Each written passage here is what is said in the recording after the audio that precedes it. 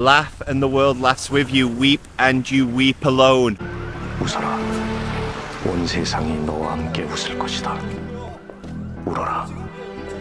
너 혼자만 울게 될 것이다. Oldboy 2003 Park Chan-wook, what a movie, the movie that changed my life. Once I discovered that movie, I had this fascination with South Korea, and 8 years before I came here to Thailand and 4 years before I moved over to Japan and started this Asian expedition over in South Korea, this Asian expedition that has since turned into a lifelong sentence. I'm just joking. I am here for life though, to be honest. Who can fucking blame me? Look at this place. Phang Na, just north of Phuket. You want to get away from the tourist traps? Rent yourself a car and get up to here. Look at us, we've got a beach to ourselves. Except for this child in red, a true figure of intimidation over there. Which is why I'm going to walk this way. For me, South Korea is a time that I look back on so fondly. I could have stayed there forever if things had panned out differently. Who knows? There was no distinct reason of hatred that forced me out. I had an opportunity to go elsewhere and I took that opportunity. Was it the right decision? Was it the wrong decision? Well, in terms of my family life, it was the right decision. In terms of other aspects of my life, who knows? It was the freest time of my life. Free in terms of no responsibility. And free also because they gave me a free apartment as part of the job. It was fucking great. So the first year, I was out in a little town called Jongson. A 4-hour bus ride into Seoul, which I would do most weekends. I would rush home from work on a Friday night. I'd pack a bag. I'd literally get a taxi to the bus terminal, jump on a bus. Once I got on that bus, the last one of which was about 6 o'clock maybe, I knew I was set for the weekend. And it was the biggest adrenaline rush ever. Those first few months of going to Seoul at the weekends, like I've never been to Asia before, I've never experienced it. All the lights, all the sounds, all the booze, some of the best, fondest memories of my life. I'm lucky Mark, if you're watching this, mate.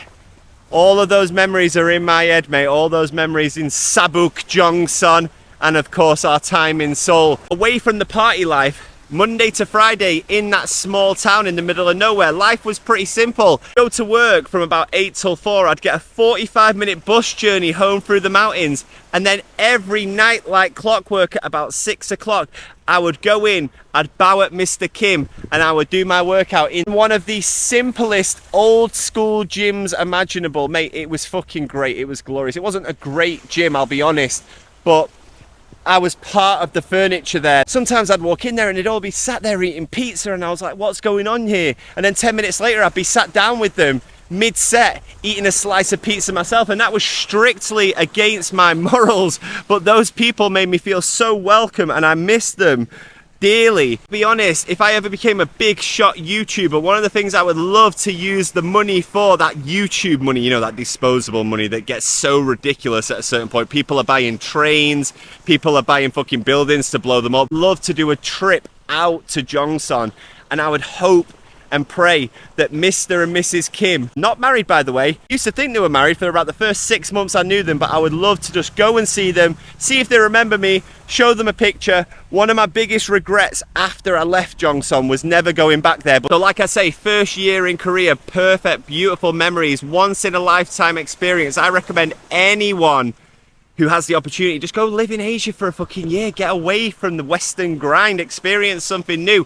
But I couldn't have done it for any longer. I couldn't have stayed in that little town. Some people I know did.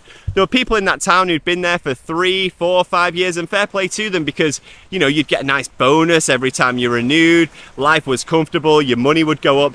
But to me, I had to take the punch and get myself out to the big city, which is when I moved to Seoul.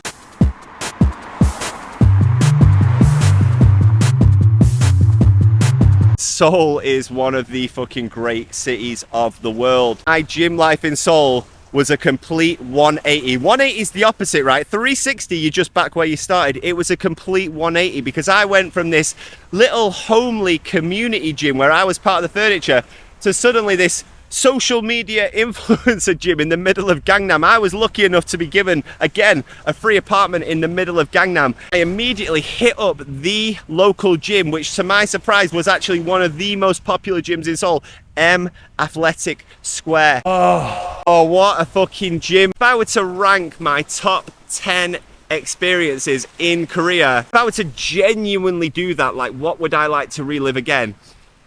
Part of me thinks, would it be 10 nights out? Would it be 10 trips? Would it be 10 places I've visited, 10 places I've seen? 5 of them would probably just be workouts in that gym. It was fucking unbelievable, mate. The atmosphere was so cool. The equipment was great. You had all sorts of people.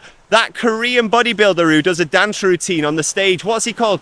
Chul something soon, maybe? He was the biggest guy I've ever seen in my life, seriously. I've never seen a bodybuilder, obviously enhanced as hell. I've never seen that type of bodybuilder in person before, you know? Like back home I was working out in local gyms, not the steadhead gyms. There were all sorts of chicks in there with nice bodies, nice motivation. There was an old woman who'd bring me a peach every so often, but unfortunately this story does not end happily, because after about a year into my journey there, the place went into liquidation and it slowly but surely died. It was really sad to see, lads. By the end of it, I swear they weren't turning the heating on. That's how deprived it felt. My soul gets so cold in the winter. I think it was about November this time that it finally went under. I was going in there, I was wrapped up, I was still taking pictures like this. But the nice thing was, unlike Japan, not that this is a comparison video, gyms in Korea are quite easy. Now, they're not quite as chilled out as gyms here in Thailand, but I could easily find another place, cash in hand, give them 2-3 months in advance, especially this one gym. What was it called? Get Up, I think it was called. I'm going to look up if it was still there. Is it still here? Here's the map. It was a nice little basement gym, and when it first opened, I joined in the first month or the second month. It was like 3,000 yen, 30,000 won per month, which is like $30. And this gym had a bit of everything, which is absolutely fucking amazing in the middle of Gangnam, one of the richer areas. That's like going into the middle of Ginza and finding a nice budget gym that actually ticks the boxes. But I was perfectly happy with that. And then I joined another one called Star Fitness. Now, here's a little something about Korean gyms that you might not know. They will give you gym wear if you ask for it. I guess it's kind of like that Squid Games where they all get given that similar outfit. They'd all be in there and each gym has their own little style. But most of them are like grey t-shirts, grey shorts, and all the old ajumas and the old ajoshis, the old boys, the old girls, they're all dressed the same. They're like a children's PE class, man. It's like a children's PE class, and then I'm there, Mr. Hunk, tattoos out, beard all over the place. Didn't have as many tattoos back then, to be honest, but tattoos are not an issue. That is one of the things. I'd never experienced that until I went to Japan, not even in Korea, which some people may think is a similar society. Completely different, completely relaxed, completely forward thinking in those aspects, not to go at Japan. So it was around that time that, unrelated, I decided to leave Korea, and I spent my last 2 to 3 months at that Star Fitness alongside the old boys, alongside the old girls. Decent gym, not my favorite that I've been in there, probably my least favorite out of all my Korea gyms, but you know, needed to work out until I left. And that was when I went, and that ended a fucking brilliant period of my life. I remember uploading an Instagram photo on the plane, on the runway, as I left, thanking mainly my best friends, saying thank you for the memories, Korea.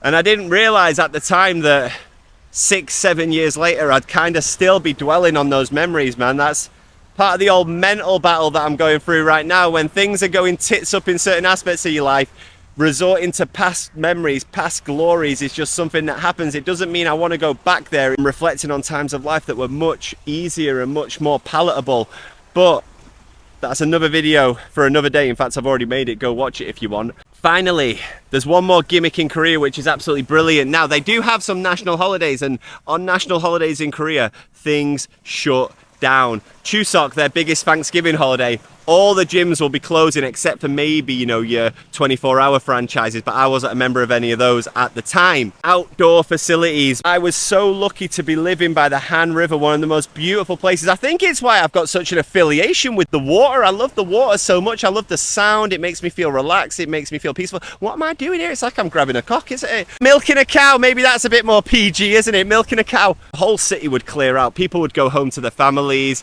I would go down to the river. You can do calisthenics down there, you can run. Some of them even have little benches, not much weight to work with. It's not like a fucking rack of dumbbells. But if you are going there on a budget and you're into calisthenics and you're into training outdoors, you can get through an entire year in Korea without even touching a gym. Keep in mind, once it gets to winter, it's fucking freezing. But if you're going to be put off by the cold, maybe this life isn't for you.